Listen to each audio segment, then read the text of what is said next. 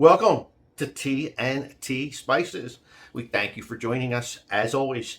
Today, we've got another banger. We're going to make ourselves some chicken fried steaks. Chicken fried steak! First thing we're going to do is make a marinade. I have 2 cups of buttermilk. There is a product, cultured buttermilk blend. This is a powdered buttermilk that you simply mix up with water, or in our case I used some 2% milk, and you just blend it all up. And this is a great option because this is something that will store in your cabinet for a very long time, unlike regular buttermilk. So this is a great thing to keep on hand at times. Now I have some Worcestershire. I'm going to put 1 tablespoon of Worcestershire. I also have our black and blue espresso hot sauce.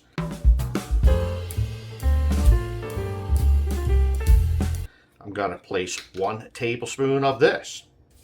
Next, I have our all-purpose SPG. Again, we're going to go 1 tablespoon. Final ingredient, I have Honeycups uniquely sharp mustard.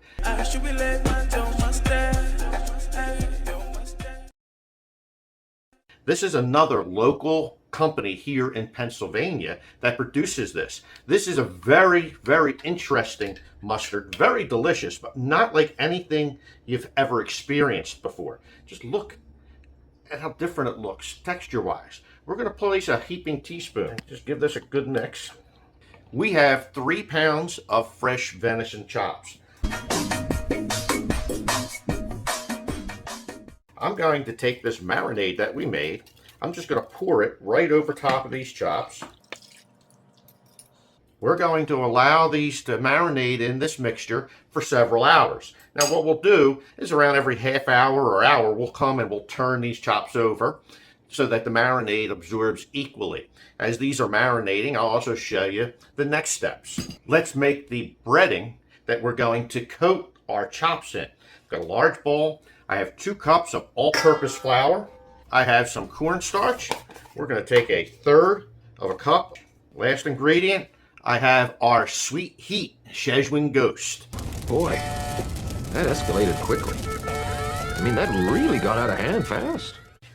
This has got a nice little kick to it. We're going to take 2 tablespoons and we'll whisk this together. And that's it for our breading. Our venison chops have marinated for several hours. I kept flipping them every half hour. We're now going to begin dredging these in our seasoned flour. Here I have 2 eggs. Here I have some of that marinade I reserved that the deer was soaking in.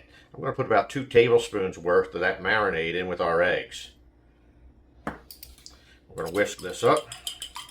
With this mixed, I have a container here. I'm going to pour our eggs into this container because it's a little larger to fit our deer chops easier. We're going to do these deer chops one at a time. We're going to place them in our egg mix. Then we're going to place them into our seasoned flour.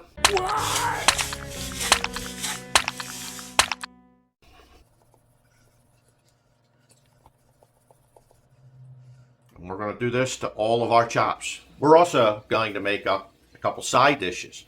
First side dish that we're going to make for our meal today is some sauteed mushrooms.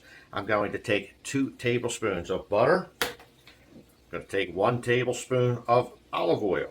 With the butter and oil melted and combined, I have 2 containers, 8-ounce containers of sliced baby portobello mushrooms. I'm going to add 1 container at a time. I'm going to add the 1. I'm going to cook this down some. Then I'll add my second one and cook it down as well. We've been sauteing these for about 15 minutes and you can still see all of the liquid that has come out of our mushrooms. We're going to let this continue to cook to evaporate some more of these juices before we start adding any additional ingredients. It's been an additional 20 minutes, so we're looking at a total of 35 minutes that this has been sauteing. What's nice with the mushrooms though is you really don't have to keep a real close eye on these. So you can do a lot of other things as these are sitting here and cooking.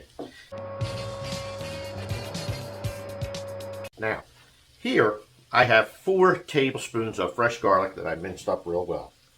I'm going to add this in. We're going to give this about 30 seconds to a minute to become a little fragrant.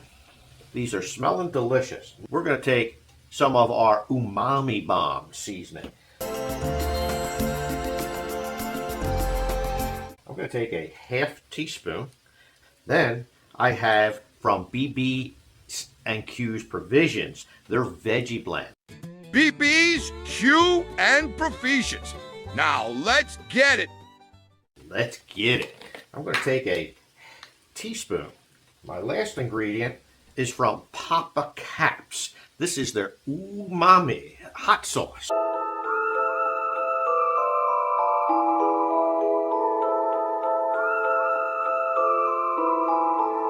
We're going to put a teaspoon of this. Stir this up, and we'll sit this to the side to go with our main meal.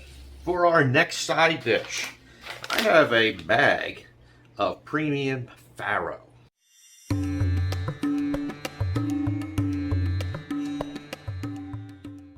Now this is a butternut squash and kale mix. Sounded delicious. Never had this before.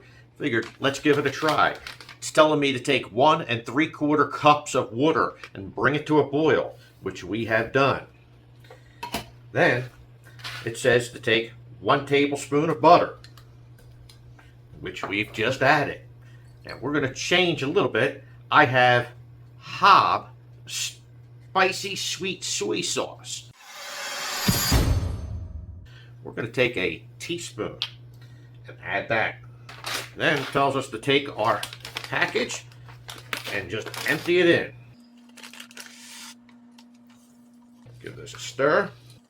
Tells us to keep this covered tightly and to cook it for 20 to 25 minutes. What I didn't mention is it told you to bring the temperature down to a simmer, cover tightly. So real quick off camera, I went and grabbed some foil so that we had a better seal, because my lid has a little hole in it. Now it's been roughly between 20 and 25 minutes. Let's open this up. Okay, it says just to fluff it up, and this is ready to be served. We'll put this to the side to go with our main meal. With these all breaded, we're now going to place these in a refrigerator, because we're going to get a pot, fill it with some oil, bring it up to temperature so that we can begin to fry these next. Our oil is hot. We have it set at around 350 degrees. Now, we are going to take our chops. We're going to fry these roughly 2 to 3 minutes per side.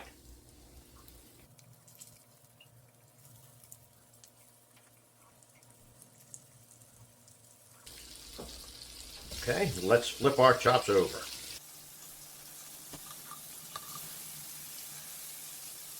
Give them another 2 to 3 minutes. Okay. Been roughly 2 to 3 minutes. We got a beautiful color.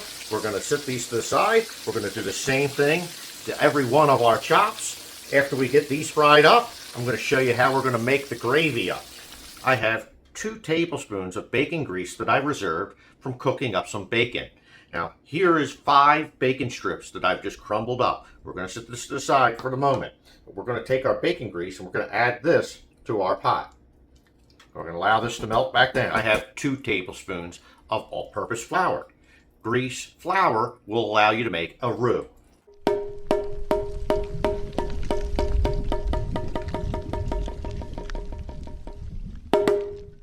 We're going to cook this to get the rawness out of this. It'll only take about a minute. Here, I have 1 1/2 cups of regular milk. For one satisfying yummy gulp of milk, I do homework, Max. Wow, milk. It tastes so good. I also have some heavy cream. I'm going to put 1/2 cup of heavy cream, so we have a total of 2 cups of liquid. We are going to whisk this in to our roux. I also, once again, have our all-purpose SPG. We're going to take 1/2 tablespoon. We're going to continue whisking this and cooking this until our gravy has thickened up. Once this is thickened up, we'll then add our bacon bits and we'll use this over top of our fried chops. There you have it, folks. Chicken fried venison chops. Until the next time, God bless each and every one of you.